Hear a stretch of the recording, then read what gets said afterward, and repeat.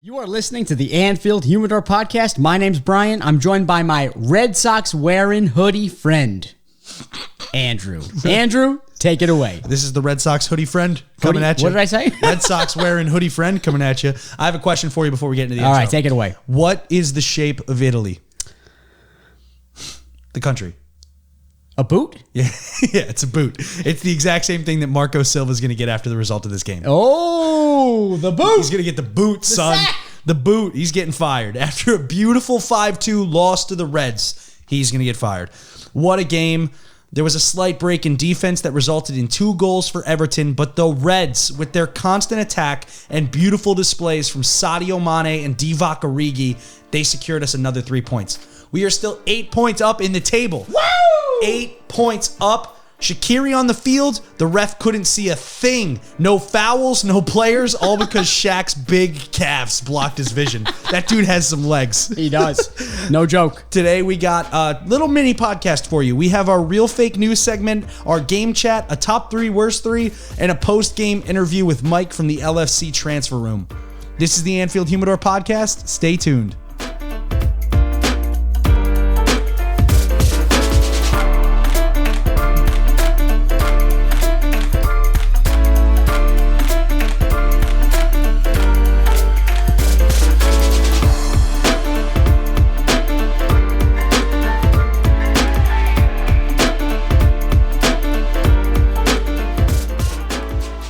Okay, Andrew, we are back. We're back at it, and I just have a quick segment I want to do with you. Okay. It's new. Okay. Can you handle a new segment? I can handle anything you throw. Are at me. you sure? Yeah, you're, all right. You're 4 feet tall. I got you. All right. So we're going to take the Everton lineup for the game that we just played against them. We're going to take their starting 11 lineup. Okay. And we're going to take the last names of each player. Okay. And we are going to come up with a restaurant name for each player. Got it. Do you get it? Get it. Okay. Off the cuff? Yeah, everything off the cuff. We each go? Well, we're gonna try to figure it out together. All right. So, are you ready? Ready. Timer on. Go. Pickford. Pickled Pickfords. Pickled Pickford. So he sells pickles. Yeah. Interesting. All- Colgate toothpaste. Yeah. Now it's a restaurant. Holgate. You got something in your tooth? Salami. After dining, Holgate. I like it. After dining, Holgate. Next one, Mina or Mina? Mina.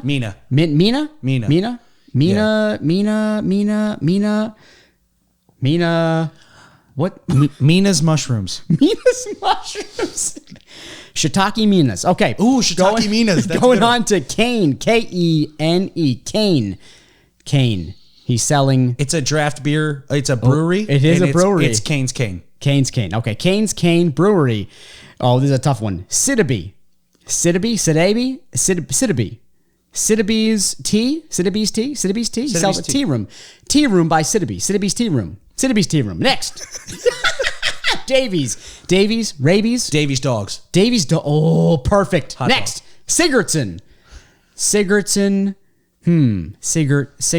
Cigarette. Sigurdsson and Sons. Sigurdsson and Sons cigarettes. Why? You Convenience said store. restaurant. Convenience store. It could be anything we want. Digne? I don't know how to pronounce that one. Digne? Digne's creme brulee. Creme brulee by Digne. Ooh, I like that. Creme brulee by Digne. Brulee by All right, Digne. here's going. Iwobi. Salmon's Iwobi's. Oh, I got it. Iwobi's gnocchi. Iwobi's gnocchi. Ooh, Like the soup. gnocchi dish? Yeah, I got you. Gnocchi. Iwobi's gnocchi. Rickarlison's Deli. Done. That's it. And then Calvert Lewin. Interesting. Caviar. Calvary. Horse. He sells horse. French. Don't they eat horse in France? Calvert Lewin's Calgary. Perfect. It's perfect. Where you eat the transportation people. You take what's it called? What is it called when a horse carries a thing? Saddle? A chariot. Oh, a chariot. So Calvert-Lewis's Calgary, where Calvert-Lewin. Calvert-Lewin's Calgary, where you eat the transportation. You take a chariot. You take a chariot there. Right. You sit down, and then you hear, and then you eat your transportation. You eat your transportation. It's very interesting. Very interesting. You can't. This is something that we got to groom. You got to hit me with some hard ones. Yes. Because that's when the magic happens. That's when the magic is. You hit me with the stuff. That was a new segment we tried out. Tell us what you think of it. Podcast at theEnfieldHumidor.com. All right, let's get right into our pre-match stats brought to you by Liverpool Goals, the Instagram account. And here we go. We are unbeaten in their last 17 Premier League games against Everton. 7 wins, 10 draws.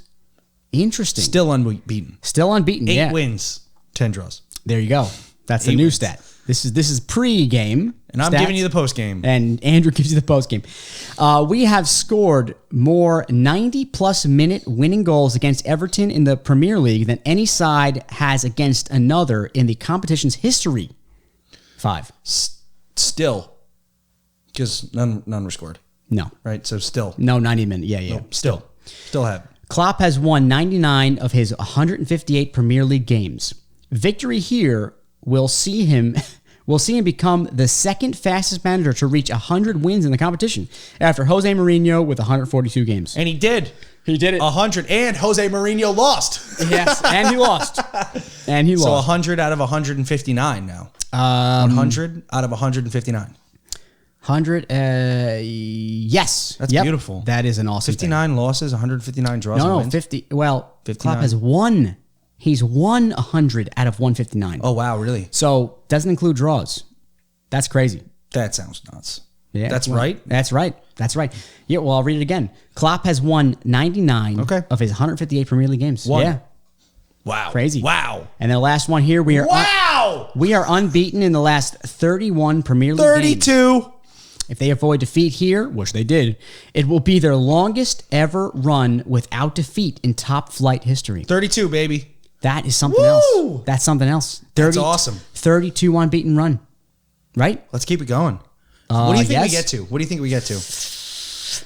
I don't know. I mean, I don't want to jinx it. Does that count? That doesn't count champions. That's Premier League. Premier League, yeah. Who do we have? Bournemouth? In our last podcast, we kind of went through our schedule, and it wasn't as crazy as we thought it was going to be. Yeah, Bournemouth. We got Leicester. We got Man United at home. Nothing crazy coming up. Nothing crazy. Yeah. Yeah, but what do we get to? You give me a number. We have 32 right now. 32 right now. I'm going to go ahead. Put money on the table. The loser's got to buy iced coffee. 37. Gosh, that's a lot of games. And it's a lot of games. 37.5. You can't. 38. This ain't the Price is Right, buddy. Yes, it is. It ain't the Price is Right. 38. I'm closer. I'll win. Free iced coffee. All right, let's get right into our real fake news. Liverpool headlines brought to you by two dumb, idiot, stupid, ugly Americans on the other side of the globe. Some are real. Some are fake. You decide. Brian, you're starting. I am starting. Let's go. As usual. Jurgen Klopp admits Liverpool couldn't have been handed a much tougher assignment after being paired with Everton in the FA Cup third round. Monday evening's draw will see the Reds and Blues meet in the tournament at Anfield, with the fixture set to take place on January 3rd through the 6th, 2020, in a rerun of the tie played 2 seasons ago at the same stage of the competition. Wow. Yeah. So we have another cup. Got to play him again. Let's go. FA Cup. Let's go. Marco Silva has met with his therapist to try to get over his loss to Liverpool today. After speaking with Marco in depth, his therapist has prescribed some serious opiate prescriptions to help him cope. He expects to be fired. Sacked. And you're up headlines. again, Andrew. Liverpool Football Club launched its Christmas food bank appeal today ahead of Wednesday's Merseyside Derby at Anfield. Trent Alexander-Arnold took time out before training on Monday to drop by North Liverpool Food Bank to donate food. He did it to meet with staff and volunteers to find out more about the center's important work. Reading out loud is tough, isn't it? It's not easy. The number 66 said, "It was a pleasure to be able to visit the food bank and meet with the hardworking staff and volunteers. Their dedication makes such a difference to people who need their help. I'm really proud that my club is supporting such an important cause." I know that everybody likes goals and strikers. Yeah. He is the face of this club. He is. He is. He is such a good dude. You go to Liverpool, you see his photo murals on the wall. Yep. He's a Scouser, came up in the system. Trent is the man. He is the man. He's the man. He is. Brian? Liverpool has now placed an official ban on Americans recording podcasts regarding their organizations. They have been quoted saying, their American accents are unbearable. They call it soccer, and that's not acceptable. And Americans laugh like friggin' hyenas. They're impossible to listen to. As a result, the Anfield Humidor will be canceled at the start of the new year. Psych! Not true. No one can. That one's fake. No one can cancel us, baby. Not until they propose some internet laws, free speech laws. It might happen. Yeah, it might. It might happen. It might. Do you agree with that? No. Nope. No. Stupid. Can we not voice political opinions? No, let's not do it. All right. Let's shut up. All right. Shut up here. All right, let's get into this game, which we just won 5-2 to Everton. We just watched this together. We watched the whole game in the new studio, which is kind of cool. We put a TV up, wood wall. We put a TV up in the studio and we watched it together, and it was quite fun. Awesome. My kids hung out for a little bit. On the cushions? On the cushions. We don't have a couch yet. We just have cushions. We just got cushions up against the wall. We just got cushions here in America. We got damn cushions. So we won 5-2. It was when that lineup came out, it was strange. I'm not saying Klopp was wrong with that lineup, but it was a weird lineup. We had Gini, Lallana, and Milner in the midfield. We had Shaqiri, Origi, and Mane up front. So let's talk about the midfield, I guess. I mean, Adrian was in goal, so we can talk about Adrian real quick. He was in goal because of Alisson's red card. Yeah. Was it a warranted red card? It was the funniest red card. It was hilarious. I've never seen a player go from bald eagle to caterpillar in a faster time. He just up down. It was something else.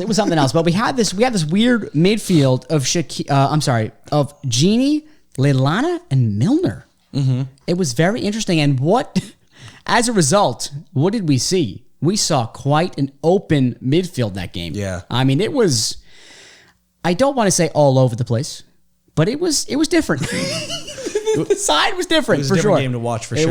It was crazy. I liked Lallana in the midfield, man. Yeah. I listened, last podcast, it was post Brighton, and I was screaming Ox's praises. Yeah. Great start. The kid wants to play. Yeah. Guess what? So does Divock, and so does Lallana. They all want to play on this side. And Shaqiri. And good old Jordan.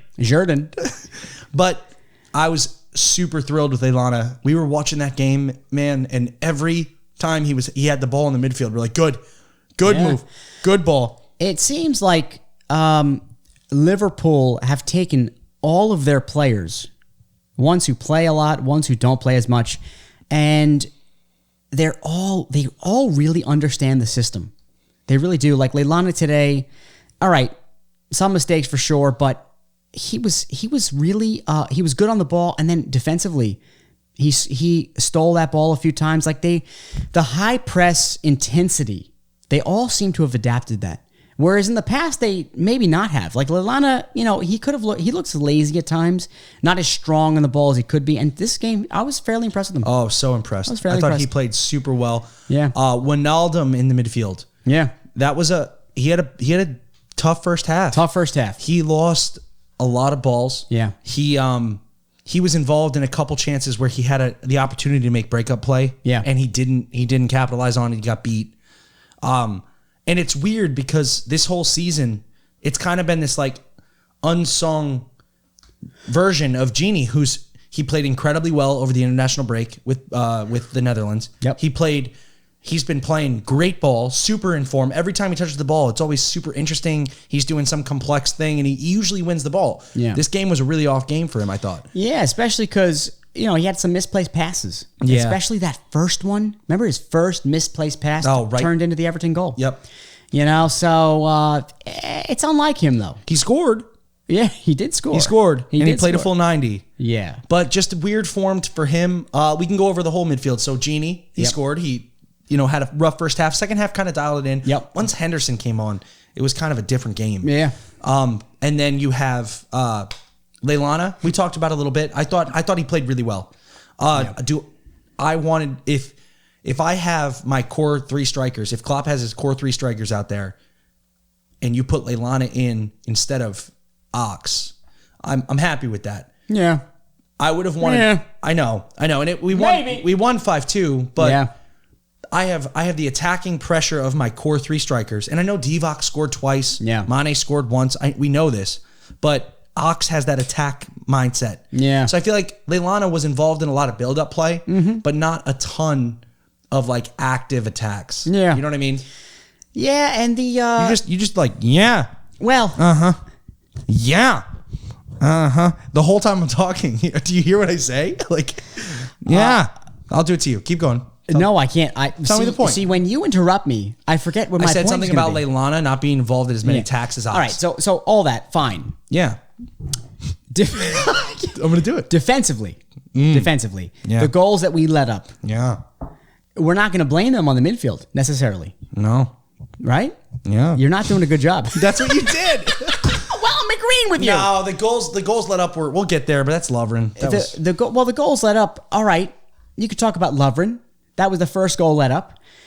It was Lovren trying to, he got the ball blasted at him.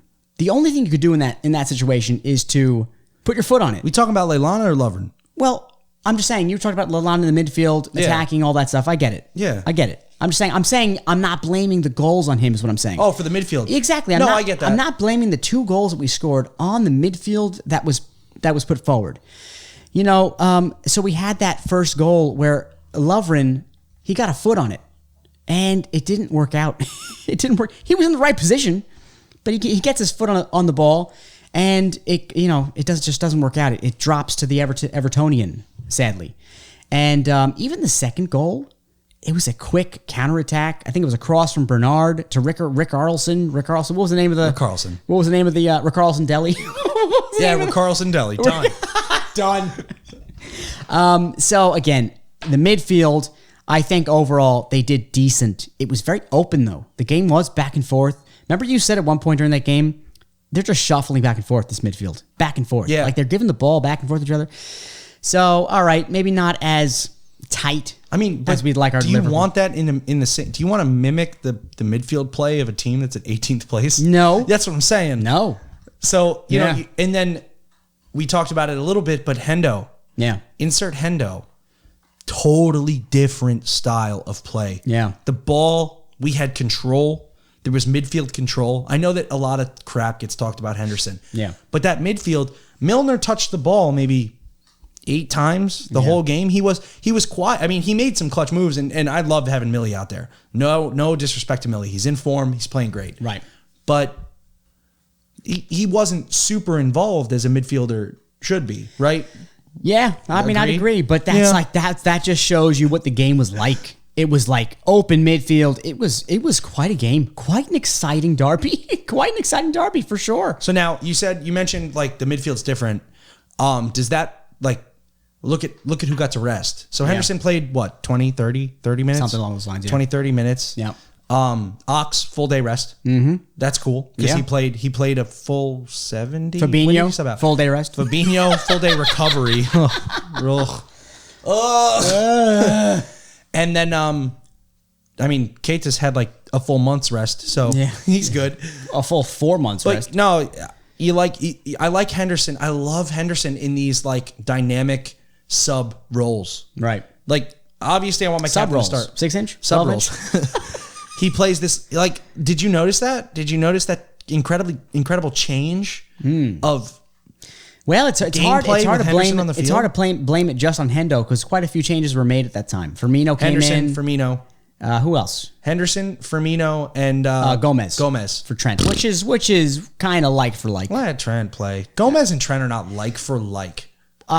You know what I mean? Though, like for like, they play the same position roughly. And all right, we're way up in goals here. Let's give Trent a rest. And kind of, Yeah. was I that agree with you there. Was that this whole style of this game? Was that a let's give my players a rest here? Everton stinks.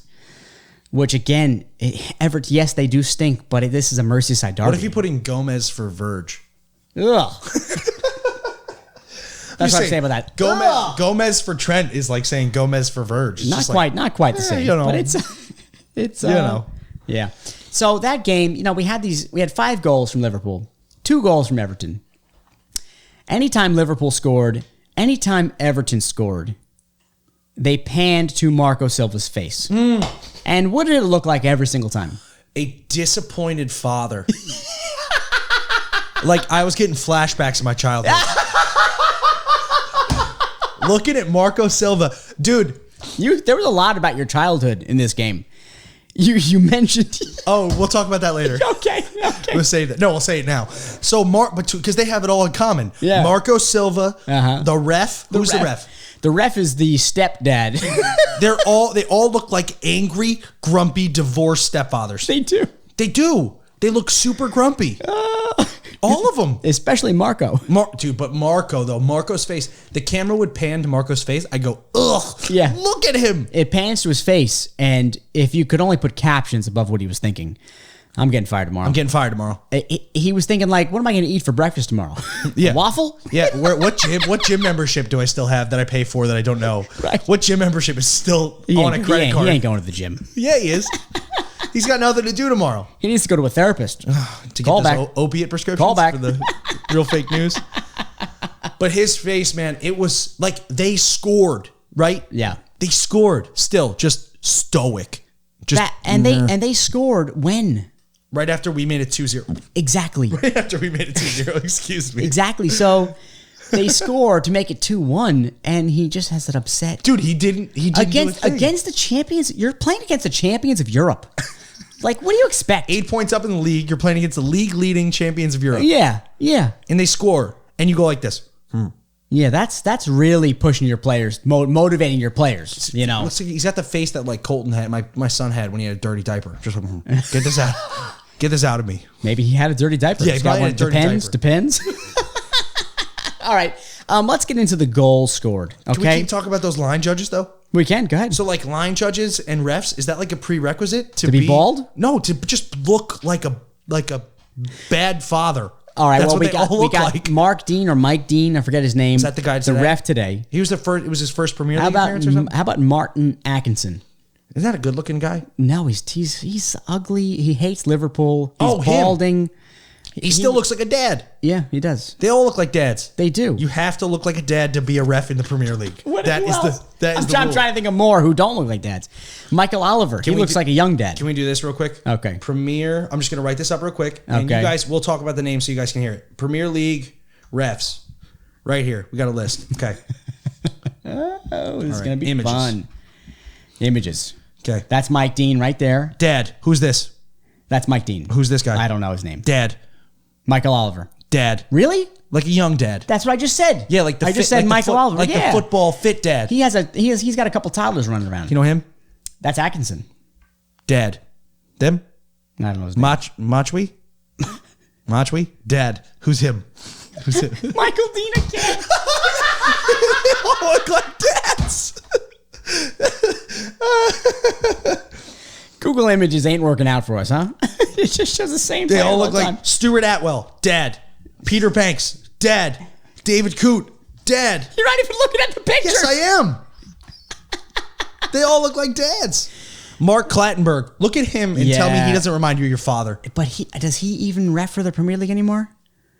I'm not so sure, but he looks like a father. They all look like dads, dude. Yeah. Stuart Atwell. Dad. They're all dads. All right. Back in the podcast. All right, back to the podcast. Let's go. After we just said that all Premier League refs look like dads, we had 5 goals on our side. All right, let's go over the goals roughly. Okay. We got 2 goals from Divock. Now, what was the one goal from Divock that stood out to you the most? The Dijon mustard. The mustard. Long ball. Yeah. One time, two Two-time. time In. goal. So we got a ball from Lovren. So from the defense, just about outside our own 18, 3 touches into the net, and that, for me, that sums up Liverpool. That counterattacking. I mean, they've been really trying that long ball, as we discussed in the interview with Mike recently. Yeah, you'll hear that at the end of the podcast. Yeah, hear that at the end. They've been really trying that long ball over the top lately, and it's been working out. It's been working out, especially today when you have a guy like Divock and Mane. The both of them with their first touch. The first touch is what it's all about. That's what it's all about. Divoc's first touch was unbelievable. The whole game. Yes, but that first touch to set himself up and then the finish. That finish is not easy. Over the goalie, that full stride running towards the goal. Yeah, that's one of those messy type finishes. It's impossible. It's very tough. That's impossible. Very tough. That's why he gets paid millions and millions of pounds. Yeah. Because that's impossible. And something else to say about Divock this game is that, we knock him when he doesn't start for Liverpool. He does well. So when he comes in as a sub. When he starts, he typically doesn't play well. And wow, was that wrong this game? Yeah. He played great. He played really well. Is he man of the match or Mane? I think Mane, man. Those Mane assists, must, right? Like, I know, so Divock scored off that mustard goal, which is great. The mustard goal. But Mane's look to him coming in and hitting Divock in stride. Divock juked out the goalie. That one, I know the bear of the goal is on Divock moving the goalie and then settling it in the net. Right. But he had that assist. He assisted Shaqiri, which we'll talk about right now. His look to Shaqiri was incredible. He gets the ball, makes a cross, like a parallel 18 run, sets up to shoot, kicks the ball backside through two players to Shaqiri in full stride, and then Shaqiri one-times it like right on the floor. It's like a low shot. Another finish. Outside the goal. Another finish that even the commentator said. The commentator said all Shaqiri had to do was pass that in the net. No. That was full stride. Yeah. One time, goalie coming at you. You need to angle it right at the same exact time as that goalie's coming out. That's a hard shot. He sensed the goalie coming out, and he did what he thought. The whole time in the slow motion of that goal, Shaqiri never looks at the goal. So it's all sense at that point. It's all sense. What do? You feel Pickford coming out. Pickford, I thought, played a pretty bad game. He was so mad. His positioning wasn't great that game. And Shaqiri, he slots it in. And that's not easy. And then, like you said, Mane, that run along the 18. That run along the 18 is so important because... He passed it through three people. Exactly. So Mane, typically, he'll do that little juke and then run across the 18 and shoot the ball. And, I mean, it's you shooting the ball all the time doing that is what gives you the opportunity to make the pass to Shaqiri like he did. Made that, they all expected a shot, and Shaqiri makes this wonderful run. Wonderful. Short little big calf Shaqiri. Yeah, a little big calf runs on in there like a gnome and just knocks it in the back of the net. It was awesome. Shaqiri, the stocky gnome. Dude, he's like 5 foot. Stock. Shaqiri? Shaqiri soup. Shaqiri stock. Shaqiri stocky stock. Okay, let's keep going. But, no, and it's cool because, you have this... Is Mane the best striker on Liverpool? Let me ask you that. Currently. I think currently. He's in incredible form. I mean, if you were going to pick a player... Mane. If I had to pick two strikers to lose of our starting 11... And keep one... Right. And I had Mane, Salah, and Firmino up there. Yeah. I would probably take Mane. Yeah. He's phenomenal, right? Yep. So him being there, and I know he scored today. He scored a great goal today. Yeah, it was unbelievable. The unbelievable run. But he assisted the two other starting strikers today. Yeah. That for guys that have started for Liverpool, Shaqiri hasn't started this season as a striker. Yeah. And Divoc's had one start as a striker. Right. And he assisted them both to goals in the first half. That's phenomenal play. So you think Mane has the man of the match? Probably, right? After that display? Let's talk about, when we're talking about Mane, let's talk about his goal. From the assist off of Trent. And Trent got the ball from, I can't remember. It might have been Millie. I forget. But Trent makes this bursting run. Runs. After Trent passed that ball, I thought, we lost it. I thought so. Because I thought he was going to pass a little more far post. I didn't think he was going to get the pass to Mane. He gave this pass to Mane, which I would call a whatever pass. He just dished it off to Mane. Mane comes up with this ridiculous finish. Ridiculous. From that ball from Trent, which was not hit hard, he manages to place that on target. One time. Left post. Quite unbelievable. Right out of the goalie's reach. Quite unbelievable. Phenomenal play. Yeah, a couple, we always talk about this, how sometimes Liverpool's striking ability, it just, they have a lot of, they get themselves into good positions. They create chances, and sometimes, especially of late, they don't finish those chances. Hence, we've been winning a lot of 2-1 games, 1-0 games, things like that. Today, wow, was that the other way around today? They finished those chances. Those balls over the top to Divock, that ball to Mane, ridiculous, absolutely ridiculous. To Wijnaldum, who assisted with Firmino assisted Wijnaldum. It was ridiculous. Besides those 2 goals we let by, what a great game. Who's to blame for those 2 goals we let by? It's really hard to say. Who's to blame? We just watched the game. Can we talk about it? Who's to blame? Who's to blame? I think you can't just pin it on one player. I'm putting it on one player. You're putting everything on Lovren? No, not everything. I mean, he didn't get the ball at the half, but I'm saying he made 2 really bad moves. Even the Rick Carlson deli, even his little deli header on Lovren. Milner was there. Lovren may not have been stopped. Lovren was lined up too far left. So that's what you and I were looking for. Where's Virgil? And then I was like, okay, maybe it's Milner because Milner dropped coverage of the guy. He dropped coverage because he saw Lovren. Yeah. So, I mean, listen. So if you replace Lovren with Matip, you think those goals aren't scored? No. Really? No, I don't. Especially with Virgil taking post and Matip behind him as a sweeper. Yeah, possibly. Because that means that Rick Carlson has to get through Virg and then Matip. Yeah. Not through the middle of both of them. But it's like, what would Matip have done with the ball whipped to the first goal from Everton? The ball whipped in where Lovren just hit it with his foot and he got unlucky. No, Lovren went to move and kind of shuffled the ball alongside. Yeah. Yeah. I don't know. But yeah, it's tough to say. Listen, we're in this group chat that's just slamming Lovren. Yeah. So, well, that's why I didn't want to slam him more. It's easy to just agree. It is. That's very true. That's very true. And then while we're talking, we talked about Shaqiri's goal a little bit. So Shaqiri and Divock took the place of Salah and Firmino. What I noticed with Shaqiri, and you and I were saying it the whole second half, dude, the ball was glued to his foot in the midfield. He looked so good. He was playing exactly like Firmino. He took on Firmino's role there so well. And I know Firmino came in second half for Divock, but just complete control, some great moves, some amazing looks, and even the commentators like, man, he loves playing. Like, he wants to play. I mean, like you said, he did a lot of that Firmino-esque stuff, especially in the defense where you think, oh, there's no way he's getting this ball out. He gets the ball out somehow. He's showing off to increase how much he's worth to Galatasaray. Because he wants contract. I can't believe he hasn't played more for Liverpool. A player of his caliber. Who do you pull? I get that. I'm just saying, at a game like today, I agree, but who do you pull? A game like today where your lineup potentially is resting certain players, you'd think this rotation would happen more often. Yeah. And it doesn't. Yeah, why is Firmino starting against Brighton? That kind of stuff. I get that. Yeah, we talk about that. We're playing Watford. We talk about that Gini, Hendo, Fab midfield, which I know Fab's injured, but we talk about that's the starting midfield that Klopp loves. You don't see like against Man City. You saw that midfield. Gini, Hendo, Fab. Why not Shaqiri? Because it's Gini, Hendo, and Fab. Maybe I know. Maybe Gini. Second half sub with Shaq. It's all about that defense. But Shaqiri, I tell you what, Shaqiri is a wonderful player. He's phenomenal. I really hope we don't lose him. Me too. I really hope not. He's a great player to have at this stage of the game right now where we have Fab injured.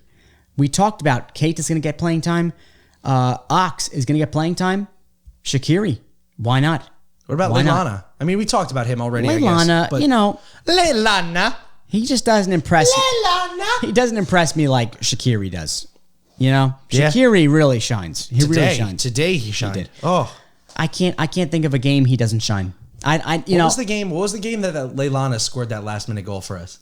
Who was that? I can't remember. Do you remember that? You remember the goal? He came in and jumped up in the air and he hit the ball in the air, hit it in the net. No, I don't remember. Oh, it was a good goal. Yeah, he comes in clutch. But I'm just saying, if Shaqiri is on a different level in my mind. He is on the field. Shaqiri is on the lineup. I'm like, whoa. This is going to be good. It's going to be good. He showed what he's worth in today. He showed it today. He showed it in the 4-0 win against Barca. He showed it. Whenever he gets a chance to play, he does typically show up. But sadly, he's not necessarily part of Klopp's system exactly. Hence, he doesn't get a lot of playing time. But we'll see what happens with Fab being injured. We'll see. Any other goals we got to talk about? We got Origi, we got Mane, we got Shaq. We got Gini. Gini's goal was nice. Another Gini's nice goal goal. was nice. What was phenomenal about Gini's goal, I know Firmino came on, and then Firmino had some side play in the corner, broke away. He had one really good move. He put this ball behind him and turned around. It sounds so stupid to say it that way, but the move was just phenomenal. Yeah. And then he passed through 2 players to Gini. Gini settled it, and then through 3 players far post. Yeah. It was like an inch from one guy's leg, 2 inches from another guy's leg, 2 inches from the post. Yeah. It was just such a well-timed ball. It looked so good. It shows how good that guy's at finishing. If Gini, listen, when Gini plays with the Netherlands, is he a striker? No, I don't think so. Is he I just think a he's midfielder? Yeah, I think he's a midfield. Dude, have you watched any of those games? Like maybe clips of them? None. You gotta check him out. It's nuts. He does. I guess it's because it's not Premier League. So the stuff that we talk about all the time when we talk about like with the LFC Transfer Room podcast and stuff, when we talk about will this player fit the Premier League? Gini's stuff that he does outside of the Premier League, dude, he's phenomenal. Right. He has that Firmino-esque suave. Yeah. Like the stuff he does with the ball. He's phenomenal for Liverpool. No, I as know well. that. I know that. You know, it's not just outside. But just to see him get another goal, I love when Gini scores. Yeah. Because I want Gini to start. Because I want Gini to play. The only thing about Gini you could say is he's not a player like Fab. Defensive-minded? No. Just like Fab, you say we all agree with Fab. We all agree on Fab. That's it. He's the best player. He's the best defensive mid we found. Gini, he'll have an off game. He will. Whereas Fab, you don't see that as much. Fab is like Virgil in that sense, where he's very solid constantly. Whereas Wijnaldum, he can have an off game and not be very influential. I've seen that. So, you know. Yeah. I like Gini. Me too. I like love him too. No, I Gini know that. Wijnaldum. Gini Wijnaldum. And that brings us into, unless you have anything else to say about that, The top 3, worst 3. top 3, worst 3. All right. Let's do it.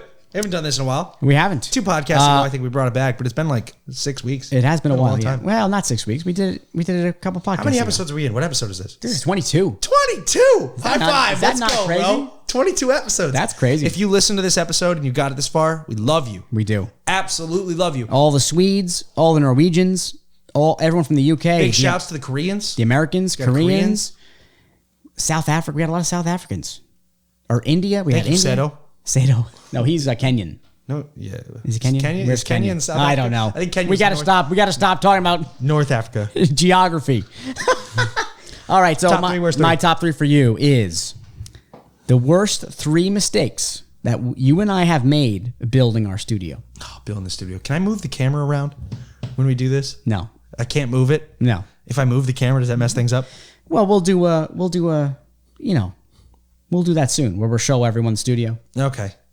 But All right, just I got explain. a All right? couple. All Okay, right, what's top mine three? for you. Top 3 changes in VAR that you would like to implement. Okay. So VAR, stupid. Yeah. What would you change about it? Top All right. 3 things. So would you develop something? Would you whatever? Yeah. You want to go first? Or you want me to go I'll first? go first. Mine's easier. Do you want me to go first? That's true, but I'm not going to think while you're talking. So, right. you know me. Go first. Top 3 changes VAR. I'm going to go with top down because I got my number 1. Okay. My number 1 change I'd love to see with VAR is we have to stop caring about that, holding that center ref up on a pedestal. Forget that center ref. And I think this change might be slowly implemented already. Seeing a couple things of this past, not this week's games, but over the weekend, I saw a couple things happen. I'm like, okay, that's good. There was a couple good decisions made. So the fact that the clear and obvious situation, that's kind of what I'm talking about. I don't like that. Forget clear and obvious. Forget that. Just say, is it a foul? Is it not a foul? And call it as it is. So, I almost want to bring it to a voting system in the VAR room. Does the VAR room think this is a foul, but it's not exactly 100%? It's like, we all think it's 95% a foul. Call it a foul. Regardless of what the center ref has said. So that's my number 1. Get rid of holding the center ref up on a pedestal. And the center refs, they don't care. If they get called off, they get called off. They don't see everything like a VAR can see. So that's my number 1. My number 2, it's kind of hard. It's hard to think of all these right now. That's why I told you. But before we started the but my podcast. number two, I know. My number two would have to have something to do with penalty kicks. After that Norwich City Arsenal debacle, the penalty kicks, it's just strange. It's strange. They got to change rules or just alter how they're going to work a penalty kick. And the whole outside the 18 thing, maybe I'm wrong, and maybe this is just a thing that we're going to have to get used to. But a goalie stepping off of his line and players encroaching on the 18 when the ball's kicked, I don't know. It's a darn shame to see a goal save taken away, as we saw with Tim Krul, Arsenal, versus Norwich City, Aubameyang, yeah, where that goal was taken away. Where you know what, those players encroaching had nothing to do with the fact that Tim Krul saved it. There you go. Maybe that's what it is. If the goal is saved, I don't know. Maybe you don't take that away just because Norwich encroached, because Arsenal encroached as well. It's like an offsetting penalties kind of thing. Maybe take it away only if those encroaching players had something to do with that goal, with the goal save. You know, the goal was saved. From my eyes, the encroaching players had nothing to do with that. But if they, maybe I'm wrong. Maybe if they did, you take it away. I don't know. It was just it was a darn shame. A darn shame to take a goal away from that situation, because I foresee penalty kicks always going on the side of the kicker for a long time, which may or may not be a good thing. I'm not really sure. Yeah. I'm not sure. My number three, I don't really have a number three. You have three? Unless you have something. But those are the two main ones I could think of. No, I mean, something to do with maybe the fact that a player that has nothing to do with the play getting fouled. The heck was that? I don't know. Maybe Bella's outside the door. So, the dog? My dog, yeah. That's hilarious. Maybe something to do with a player that has...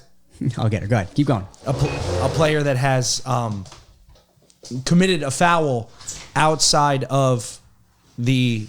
Like, so say you're involved in the goal, or you're not involved in the goal, and then there's a goal that happens, but you're not involved. You're just outside the 18, and you foul somebody. Right. What happens? I know, because it's strange. So maybe develop that. That's Yeah. like one of the things I would fix is like, does it have to be a player? Because if you're, like we've said before, if you're running down the 18 and something's happening by the goal and you push a player, there's a foul. Yeah. Right? Is VAR going to review that? Is VAR going to look at every single player where they are at the time of goal? I don't know if they can. I don't know if they can. They can. There's the text there. Yeah. Text there. But are you gonna do that every time? Develop a standard there. That's what I would say. Okay. My turn. Go ahead. I'll go with the three. I'm going to start with my number 1, 2. Okay. The three biggest worst things about the three worst mistakes Yes, that you and I made. That's it. Building this studio. This beautiful, beautiful studio, which I love. Number one, the worst mistake we made. Okay. If any of you are construction workers or have ever built anything in your life that involves drywall, we used 3/4, 5/8, 5/8. 5/8 thick drywall in the whole studio. Walls, ceiling. Lifting that up on a freaking ladder. Holding a whole sheet of drywall. Not easy. Into the ceiling while you screw it in real fast with a nail gun. Yeah. Or screw gun. Or whatever. When you screw it in real fast with a drill. We started doing the ceiling. I think when we got together again for another build day. Yeah. And the ceiling was one of the first things we wanted to knock out. 2 pieces in. I'm dead. Yeah. I'm dead. I held up how much? I don't know how much it weighs. It's a lot. How much does a sheet of drywall weigh? I'm not sure. Ballpark? 60? Oh, what? Much more than that. 70? 80? I don't want to sound like a I'd say little 100, kid, at least but 100 pounds. Yeah. And you're just holding it up on the ceiling, screwing it into studs. It was the worst thing I've ever done. Yeah, it's It brutal. was not the worst thing I've ever done in my life, but it was just horrible, man. The worst thing I've ever done this month. So you think we should have gotten a drywall lift? Whatever, dude. Yeah. We messed up. Yeah. Because I was dead. Tired. It was fun. Good times. Number 2, we put in, and you can't see it because I want to move the camera, which is one of the reasons, and I couldn't because Brian said no. We put in our own flooring. Okay. When you put in flooring, you start at one spot. It's all the same size, and then you get to the end, and there's a little piece that isn't the same size. Like you need to cut your last piece of flooring. Right. We cut the last piece of flooring. We didn't know how. We don't have a bandsaw. We don't have any kind of motorized thing. Yeah, circular saw broke. His circular saw timed out, or what did it fried out. Yeah, it short-circuited the whole thing. Blew sparks everywhere. Yeah, it was great. Blew the power. So we had to cut that somehow. We tried the circular saw. We tried the little hand saw. None of that worked. We had to take an actual shark tooth saw and saw this board at a straight line. We had to rip it. It was the board. It was the most tiring thing Yeah, it ever. was brutal. We were going up and down on this board. It was the worst thing ever. Yeah. To cut a 2-foot board, it took Right. 20 minutes of just hard work. I remember the one we cut that And we it couldn't wasn't even the right use. size. We used it. We cut the wrong piece backwards. It took like 10 minutes. That was brutal. That's the worst. And then number 3. So number 1, ceiling. That sucked. Number 2, floor. That sucked. Number 3, we didn't think about soundproofing before we started podcasting. That's a good point. And that's a big thing. point. So like we have couch cushions in here now. Right. We're gonna work on soundproofing stuff Yep. soon. We're gonna mount some like Sound panels. What are they called? Sound panels. Yeah. So you got the build for those. We're just gonna build them together, Yep. and then that should alleviate it. So sorry if the podcast sounds a little echoey, but we're working on it. It is quite amazing though. You know, everything's a hard surface. We got this wall, we got sheetrock, we got a hard floor, and that made for so much echo. We brought in all of the couch cushions from a single couch in my basement. There you go. There's one couch cushion cushions. for those of you watching on video. And we just placed them on the walls, just sitting on the walls, and that helped unbelievably. Yeah, the it sound was crazy. panels will help a lot. Give the couch cushions a hand. Woo, couch cushions. I think that's it. So before we go, we're going, but before we go, stay tuned. We are giving you a interview that we've had with Mike from the LFC Transfer Room. Now we've partnered with the LFC Transfer Room. We're doing a podcast for them bi-weekly, Dan. Bi-weekly podcast. So once every turn the sound stuff down. I love it. So bi-weekly podcast, we're doing stats. We're doing player transfer news. It's a lot heavier than this podcast, but it's a great podcast. That's the LFC Transfer Room. So from that, we've met Mike. Mike came on the show. We did a quick interview with him before this podcast. Right after the game. Right after Liverpool Everton, we did a quick interview with him. Yeah. Yep. So we're gonna end with that. But with that being said, this is the Anfield Humidor podcast. Thank you. Like, subscribe, and enjoy the interview. That's right. Enjoy, everyone. See you next week. Adios. Adios. We got Brian here. We got Andrew here from the Anfield Humidor podcast, and we have Mike here from the LFC Transfer Room. Mike, what do you think about that? What do you think about think about that game? How's it, guys? Mike from South Africa, like you mentioned, done a few articles for LFC Transfer Room.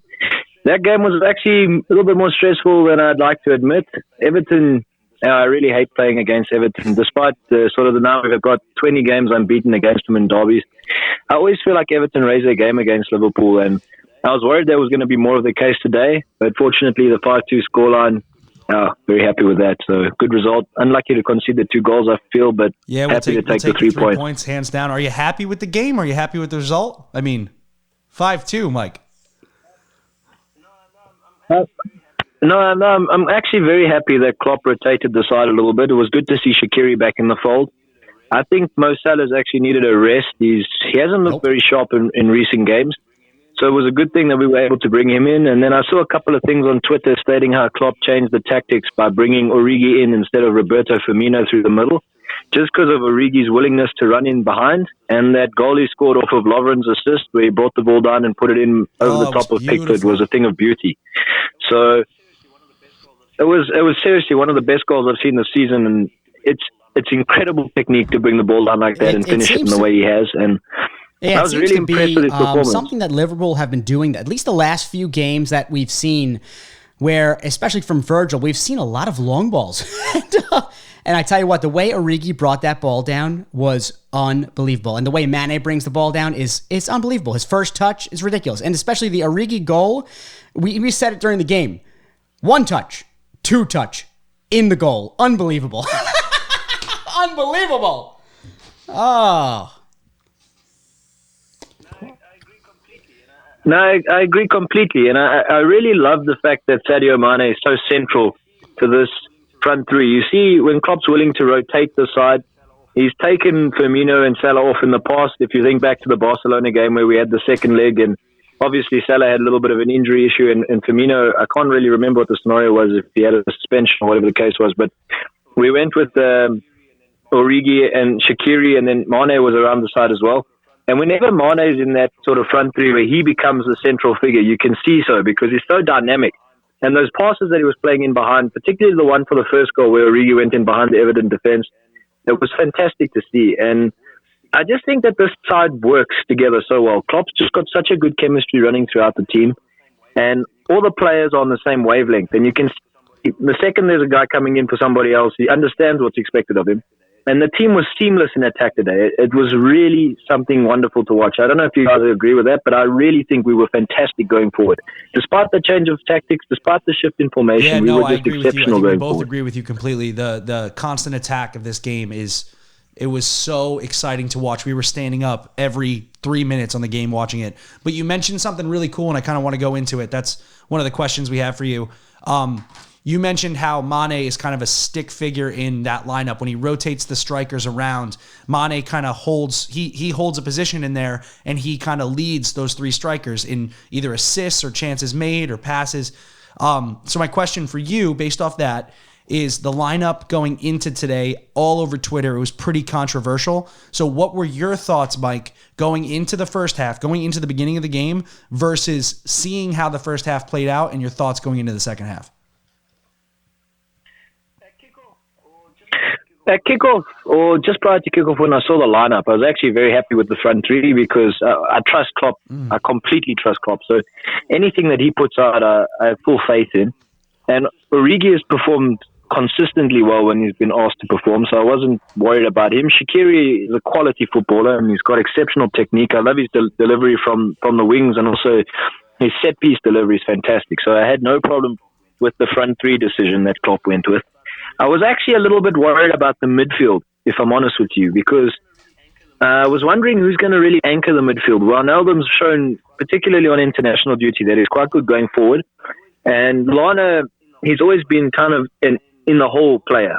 And then James Milner's your utility player. But there wasn't really anyone to anchor the midfield, I felt.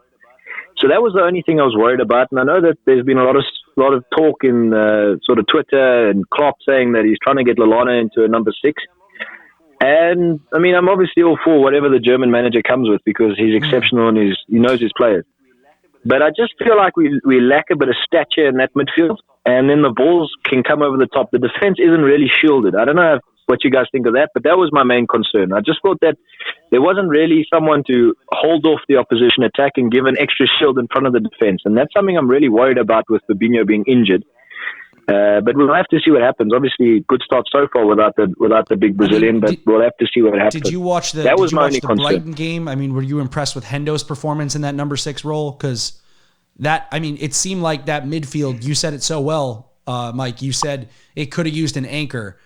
You need an anchor, insert Jordan Henderson. That's one of my thoughts. Would you like to see him start today? I agree with it. No, I agree with you completely.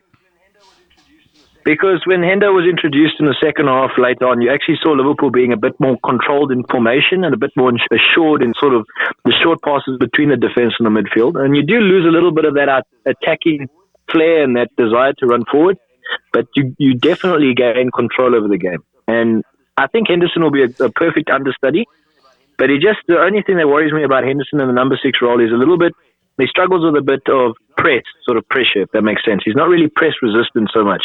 Fabinho is very comfortable on the ball. Same with Lallana. And if someone's running at him, he changes his position and he changes his direction very easily. That's the only thing I'm worried about with Jordan. I think he'll be looking for a pass back to the defense perhaps too frequently, but we'll have to see. We'll Mike, have to wait and see what happens. About going forward with Fabinho injured? We mentioned in our last podcast how we think Hendo, Wijnaldum, and Ox is likely to be Klopp's number 1 starting midfield.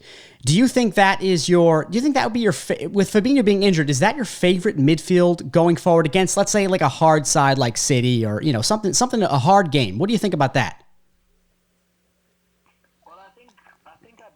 Well, I think our biggest test coming forward in the league there's going to be Leicester City on Boxing Day. I mean, that is really looking to the future. But Leicester City are playing really good football at the moment, and they're closest to us on the league table. And I like the sound of that midfield, if I'm honest with you. Obviously, Gini is perfect for the sort of press resistance, and he can play a number 6 role. We've seen him do it numerous times. He's also very good in a box-to-box, as we've seen with him when he plays with the Netherlands. Henderson's played the number 6 for a couple of seasons before Fabinho was drafted into the side. So I do trust him in that role. I just don't think he's as suited as Fabinho. But Fabinho is the best defensive midfielder in the world at the moment. I have no doubts about that. So it's a very difficult act to follow. And then Oxlade-Chamberlain brings in a lot of different dynamics to that midfield. He bursts forward. He's got pace. He's got power. He's got a long shot, which I love to see him use. But then he's also got a lot of defensive work rate and a lot of good discipline to get back. So I think that's a good midfield. I think it complements each other well. And I'd prefer that setup instead of having James Milner in the side. There's no disrespect to Millie. I think he's a fantastic professional. I just think sometimes he's a little bit slow and he delays our momentum going forward. He thinks a little bit too much about the pass, or he's a little bit too safe. And as silly as that may sound, that can actually cost you. It gives the defense time to set up. So I do like that midfield three you mentioned. It sounds way more balanced. Really well said. I think we're all on the same page here and what we want to see moving forward. And you mentioned Oxlade's just the energy that he brings to the side when he starts. I agree with you completely. We're going to wrap it up here soon. I have one last question for you before you leave. You watched that whole game entirely, right? So the camera would pan to Coach Marco Silva's face. Could you talk to me about Marco Silva the entire game?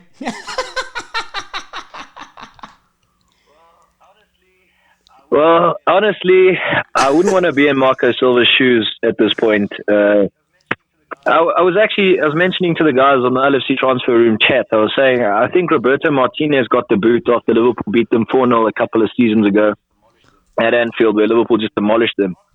And Marco Silva, I think he's pretty much touching a poison chalice there at Everton. The biggest issue for me with Everton, if we can talk about them for just a couple of moments, is they're a club that focus on their history so much. They think that they're a big side. And this is no disrespect to any Everton supporters that are listening, because that's not my intention at all. I think Everton are a wonderful club with history. True, wonderful club. But they need to actually understand their position in England at the moment. They aren't a side pushing for the top 6. They're not even a side worthy of the top 10.